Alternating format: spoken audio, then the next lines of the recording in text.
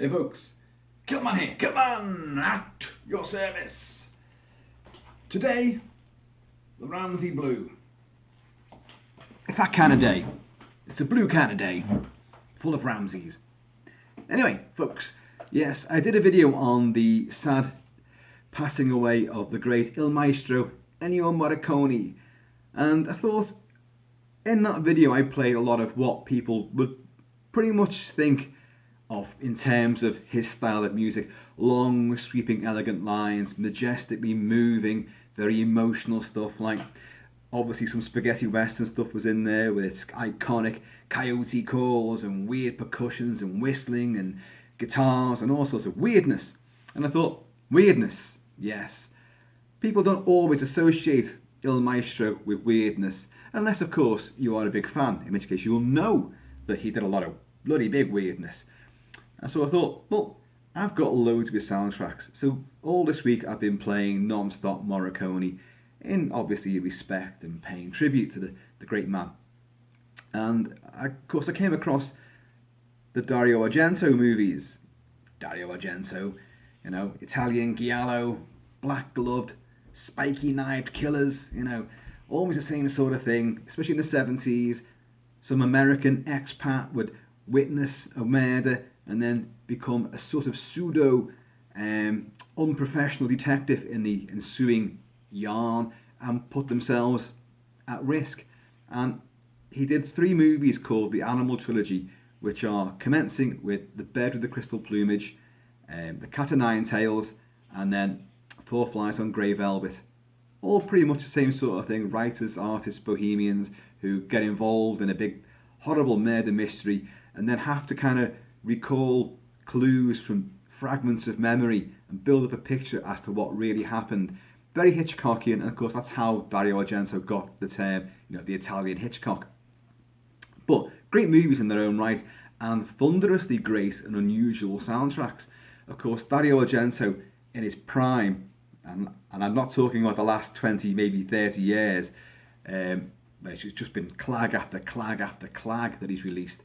But throughout the 70s and into the early 80s, it was just audio-visual assault on the senses, and he was, you know, an absolute genius at it, culminating all too early with Suspiria. But hey, you know, getting off the beaten track, Ennio Morricone's contribution would be for the Animal Trilogy, and none so better than what I'm about to play for you right now, which does feature very much of its time, a bit of lyricalness, a bit of, you know, a lullaby. And it's great that a lullaby features, it's in a lot of these sort of movies where a quaint, childlike lullaby becomes very haunting and very dark and very sinister.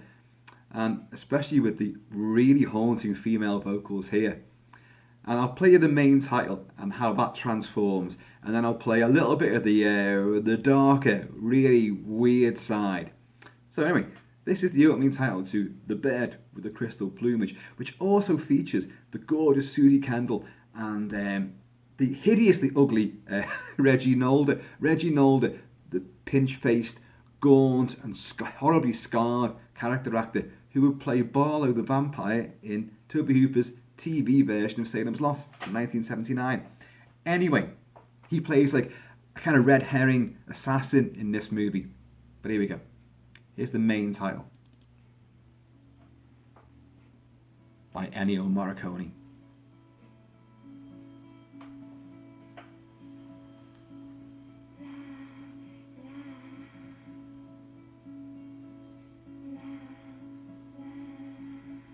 It's creepy already, isn't it?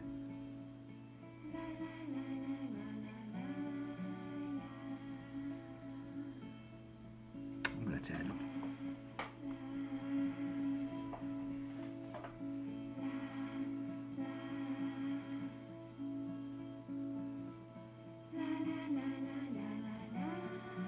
Sweet, soothing. It is a lullaby. Still haunting them. Chimes in the background.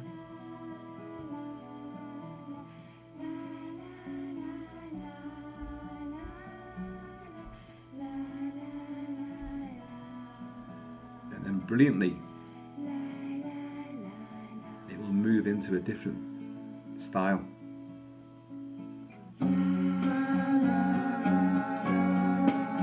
Now we're talking almost Californian, you know, on the beach, flower power, which was still heavily, you know, in vogue at the time. So we were just leaving the 60s when he made this. So the influence of pop, rock, jazz heavily infiltrates what Morricone would produce, but he would extrapolate the bits he liked, manipulate it in different weird and wonderful ways. It still remains very haunting, doesn't it?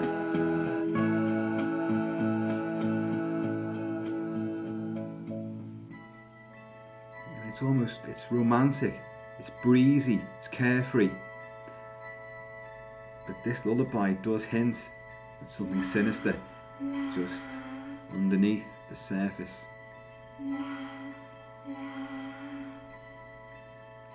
I mean, nowadays that would be used to accompany the Annabelle doll or something like that, wouldn't it?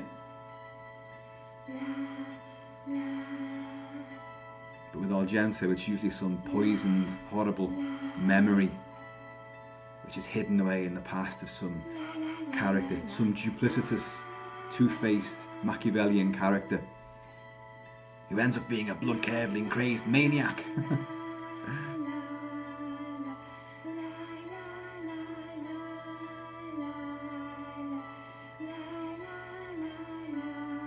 It is lovely.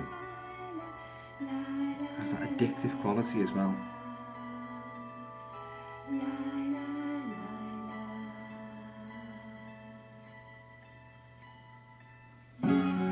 So we've gone round in a cycle. Now, someone out there might know who's providing the female vocals. I did think it was Eda Dell'Orso, who, I said in the previous video, has worked with Ennio Morricone over about 32 different movies, spaghetti westerns, and then she definitely worked on the third part of this trilogy, Four Flies on Grey Velvet. But I don't know who's done this one. And it could be her, but my research has turned up nothing. And here's the glorious CD release of this.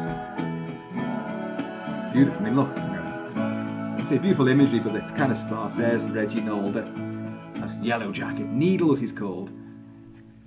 Susie Kendall, oh, gorgeous. Right, let's move on to something a little bit more. I mean, listen to this. Again, this is jazzy, carefree. This lovely little lilt. Everything's okay.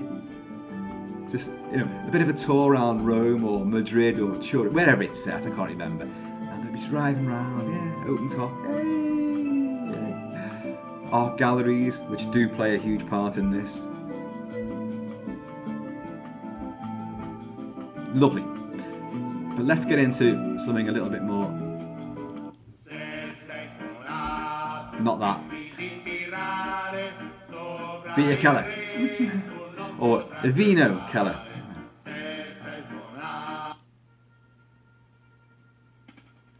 There we go. Some weird dissonance. Vocals, chimes, agitated drums.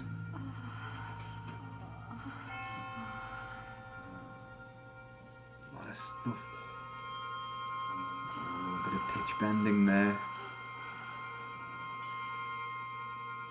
Glacial strings.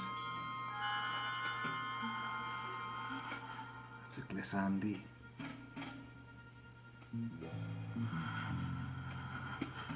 It's a threatening undercurrent.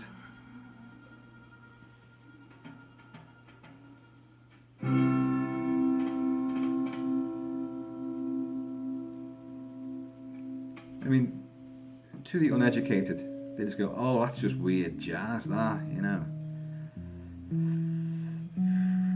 Yeah, here we are in Jazz Corner. We're gonna dig that crazy feel, you know, and all this shit. But what it does speak of and what it does illustrate is a fractured mind. Does it really well. It goes off in one direction, then whispers into another, and then dovetails back, which is definitely depicting broken synapses, a hidden identity. And someone who would take note of this in particular would be the great Lalo Schifrin. Lalo Schifrin, who would do all those fabulous, you know, TV scores, Mission Impossible, you know, but also he would do the best Dirty Harry movies, and in particular Dirty Harry, the first one, which came out only a couple of years after this. Or was it even the same year? It was round about this time, but after this movie. Scorpio, played electrifyingly by Andy Robinson, this deranged serial killer, snipist, rapist, absolute nut job in Dirty Harry. All of his signature pieces of music are very similar to this. Weird drums, a bit of synth, a bit of guitar comes in, vocals, la la la's, female, you know, moanings, sighings. So he definitely took Ennio Morricone's approach and adapted it for his Americanized and yet still avant-garde approach to thriller scoring.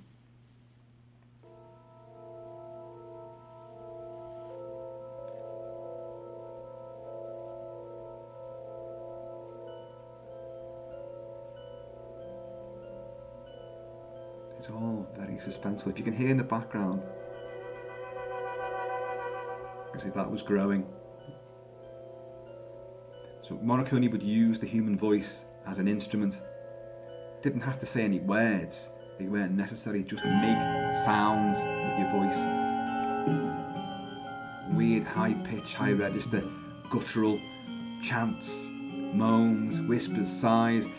And from that you can see why Dario Argento was so enamoured by his style, and that when he brought in the Italian prog rock group Goblin for Deep Red and Suspiria, he would use, again, they would sort of emulate this, make it more rock sound, but they would have such weird jangular percussion, weird elements creeping in, voices, chanting, whispers, you know.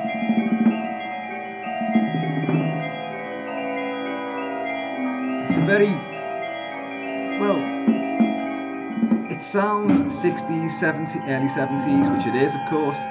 It also sounds very European, which it is, of course. But it also registers primordially on the suspense, the nerves. It sets your nerves jangling. It's clearly a thriller or a horror movie. And of course, these three movies in the Animal trilogy are more thrillers. They border on horror because the killings are on the nasty. Cat o' Nine Tails is definitely more of a thriller though.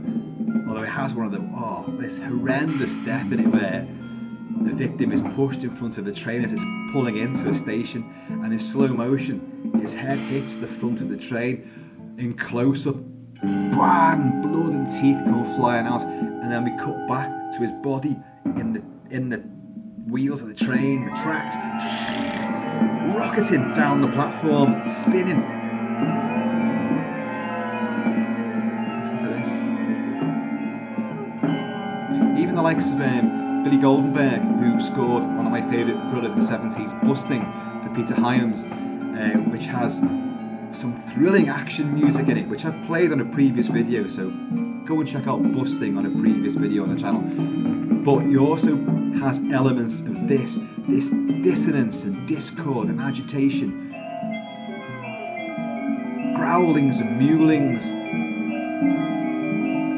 cymbals, bits of snare going on, all it to evoke this unpredictable well of what's coming next, you know. Oh, this is unpleasant.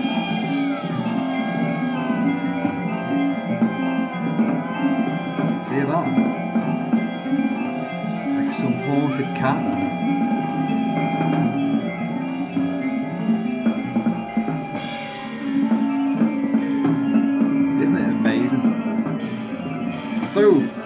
orthodox and avant-garde.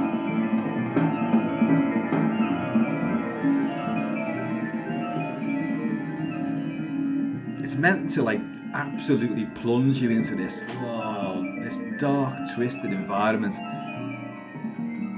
Synapses are kicking off in the killer's warped brain, you know. And this is a reflection of that. It's like inner psyche music.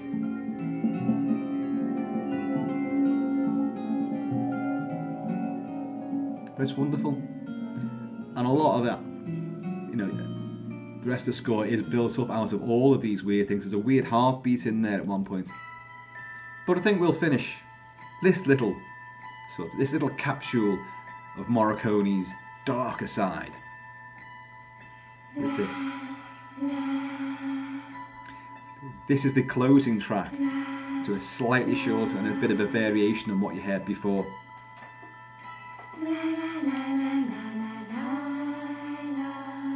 So now you're getting the feel of like that la la lullaby is not as sweet and as innocent as, you know, you take it at face value initially.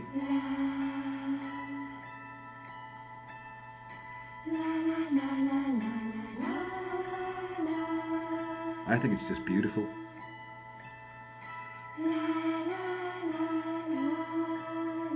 I'll admit that sitting working from home this week with the sad news of Ennio Morricone's departure and playing all these things has been a revelation, a joy, an absolute joy. But some of this stuff is kind of like, you know, you're thinking, am I enjoying this? Are you meant to enjoy it? You can admire it from a creative point of view.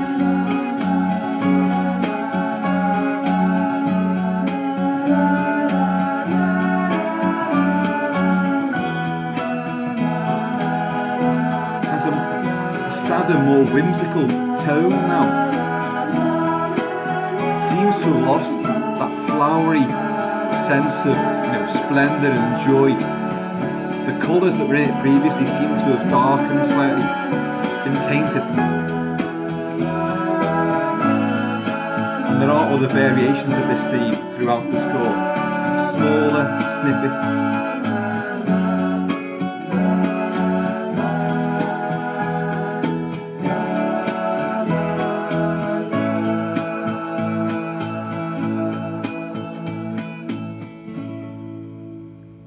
Folks, I'm going to stop it there.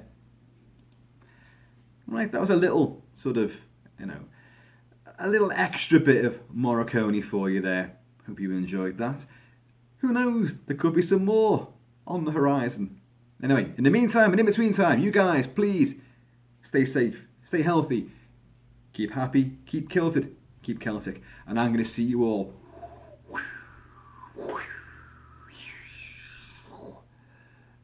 later. And maybe that thing I saw early this morning, if I think back, was it a face in the mirror? Was there something I didn't pick up on? Did I really see what I thought I saw? Who knows? Who cares?